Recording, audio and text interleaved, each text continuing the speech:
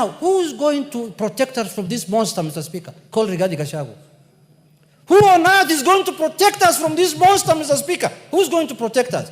Because the government looks like it's unable to take an action against him.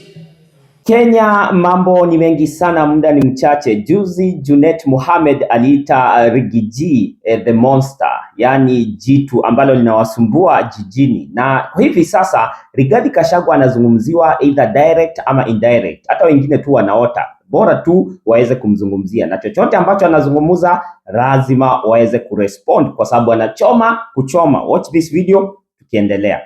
Haya, renovation, construction of 2 lecture rooms at Wanyororo.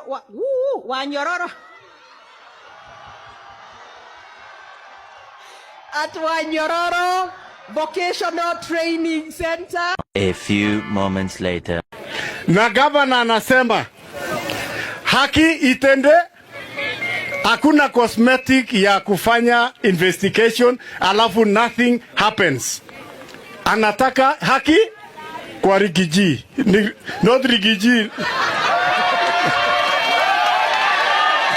Sawa. Asanteni sana na karibuni sana. Kwa majina yangu naitwa Kip Zakari. Kenya, mambo ni mengi sana, muda ni mchache, na kama ni mara yako ya kwanza kabisa kufika hapa siku ya leo, mtazamaji mwenzangu, na kuomba uweze kusubscribe, like and share inapoenda kuwekea video kama hizi za kisiasa. Unakuwa kwanza kabisa kupopin na kupata uhondo wa siasa zetu nchini Kenya, Afrika na dunia nzima, bila kuegemea side yote, ukabila, siasa wala dini. Hata kama amheshimiani, si vizuri kumheshimu mtu ambaye ameshai kusaidia pahali. Ni vizuri kumwachilia uende tu roho safi. Kwa hivi sasa tuliona through Rigathi Gachagua watu wengi walibahatika kama Kimani Ichungwa kuingia katika ile serikali, tuongee ukweli, kwa sababu walikuwa na fight against Uhuru Muigai Kenyatta. Lakini kwa hivi sasa mtu kama Kimani Ichungwa ameruka Rigathi Gachagua na kuingia kambi nyingine ambayo haikumsaidia hata kidogo. So kwa hivi sasa kwa the same kambi anachapwa vita. Hebu sikiza akiwa kule kwa bunge jinsi ambavyo anabebwa kiujinga zaidi na mtu kama Millicent Odhiambo. Sikiza hii video. You cannot inform me without my permission. I'm sorry. Order, leader. You cannot inform me without my permission. Honorable Millie, order. Mr. Speaker, I've said it before this house before. I'm very fairly informed. I don't need Honorable Ichungwa to inform me. Leader, did you... Are you mental? Are you out of your mind? Think about Kenyans that you are harassing. Which Kenyan is going to pay 500,000 Kenya shillings for removing a small piece of paper off a car? You are very unserious. Order, Millie. Ichungwa, the next time you want to inform me at my intellectual capabilities. Don't inform me over mundane things like that, because those are things that I just raise in passing. But I talk about issues of substance. Hustlers. Which hustler are you going to find for removing a notice off a car? 500,000 Kenya shillings. Are you living in utopia? Leader, are you living in mass? Order. Are you crazy? Are you mad? Are you mental? Order, Do you need a mental checkup? You are taking Kenyans crazy. Order. I would want you to get the Honorable Millie Odhiambo to restrict herself to the debate on the issues here. The tax policy debate was concluded and we voted on it in the morning. When I speak, I know the rules of the House. So I have made a connection between this law and that tax rule. It is actually completely and utterly allowed under our procedure. So I want to tell Honorable Kimani Ichungwa that indeed he knew. He actually prophesied that I was going to say something about him. That's why he preempted. And I will repeat, are you mental? Are you out of your mind? Think about Kenyans that you are harassing. Which Kenyan is going to pay 500,000 Kenya shillings for removing a small piece of paper off a car? You are very unserious. Order, Millie.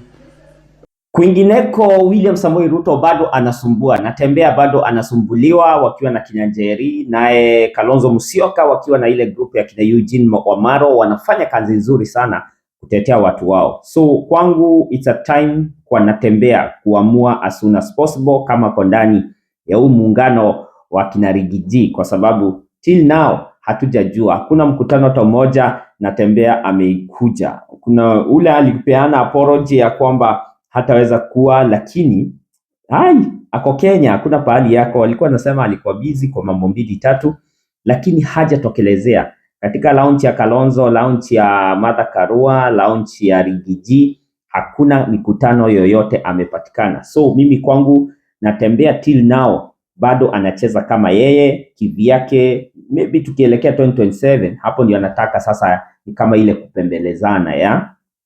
So wacha tusikie video akitetewa pale hivi na kina Kalonzo tukisonga. I wish you all the best. Kama ni mara yako ya kwanza kufika hapa siku ya leo, please make sure umesubscribe, like and share ili napenda kuwekea video kama hizi za kisiasa unakuwa kwanza kabisa kupop in na kupata uhondo wa siasa zetu nchini Kenya, Afrika na dunia mzima bila kuegemea saidi yote ukabila, siasa wala dini. Shumunsha skute. Auf Wiedersehen, bis zum nächsten Mal. Ciao, ciao.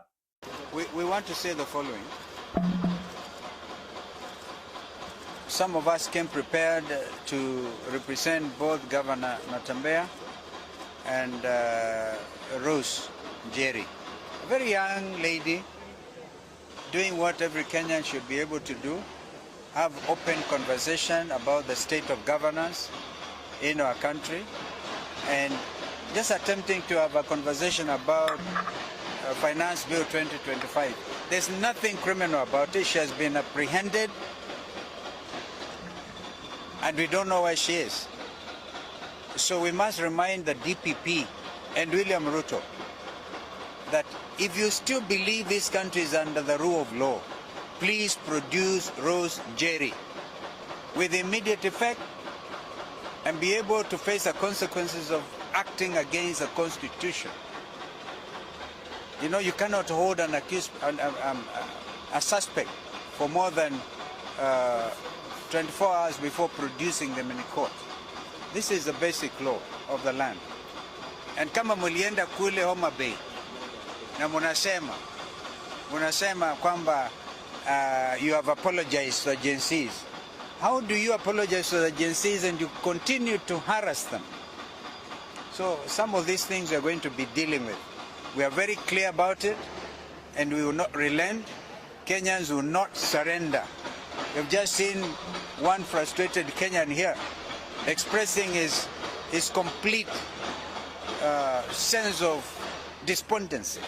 We cannot afford it in our country. Maybe my friend Eugene can talk to you about this matter. Yes, thank you very much. I think just to say yesterday was Madaraka Day, and there can be no greater Madaraka for any Kenyan than the Madaraka to be able to participate in decision-making systems of your country, including the budget-making process, including the finance bill that will determine what happens in this country. Rose Njeri is one of the heroes and heroines of this country that we need to celebrate, not to incarcerate, not to harass, because she was facilitating public participation. And in her own very ingenious way, in a very creative way, she had facilitated many Kenyans to interact and to participate in this budget-making process. And particularly noting that 25th of June is coming. Today is third, meaning to the next Revolution Day, the Liberation Day of Gen Z's, 25th of June 2025. The Finance Bill 2025 is coming. And as Kenyans, we are allowed to participate in the making of that bill. So we are here to demand, we're a big team of lawyers here. We were ready after the Governor Natembeya case to stand with Rose Njeri. She has been held at Pangani Police Station for several days. We had been told she'll be produced today. As we speak, she's not in any of our courts. Where have they taken her? Why are they holding her? What crime has she committed? These are the questions we want to ask today. Even as William Ruto apologizes to Gen Zs, he must start by releasing and apologizing to Rose Njeri. She has done nothing wrong. From Trans Nzoia, I want to say this. We've seen what has happened today. A prosecution that has no evidence, that is set on a fishing expedition, that did a lot of drama raiding Governor Natembeya's homes in Kitale, in Nairobi, in Rongai. They brought him here and they have no evidence. They are now harassing anyone, whether family, whether politically associated, whether working with Governor Natembeya. We have seen them harassing people here who travel all the way. We are saying this harassment must stop. This harassment, this is pure political harassment, and we demand that it stops. Thank you very much. Well, just add, we declare that June the 25th will be a public holiday. to commemorate the singular struggle by the Kenyan Gen Zs, who have actually raised the conscience of the world, not just the region, the world. So for me and all of us in opposition, we are very clear that 25th will be a public holiday. And then the police, why keep Jerry? You could even have given her a police bail. Now you are complicit in this heinous crime against humanity, because she's a human being. She's a Kenyan young lady entitled to all the freedoms under the Constitution. To the people of Tanzania, we are with you. Thank you. Asanteni sana na karibuni sana. Kwa majina yangu naitwa Zachary. Kenya mambo ni mengi sana, muda ni mchache, na kama ni mara yako ya kwanza kabisa kufika hapa siku ya leo, mtazamaji mwenzangu, na kuomba uweze kusubscribe, like and share. Inapoenda kuwekea video kama hizi za kisiasa, unakuwa kwanza kabisa kupopin na kupata uhondo wa siasa zetu nchini Kenya, Afrika na dunia nzima, bila kuegemea side yote, ukabila, siasa wala dini.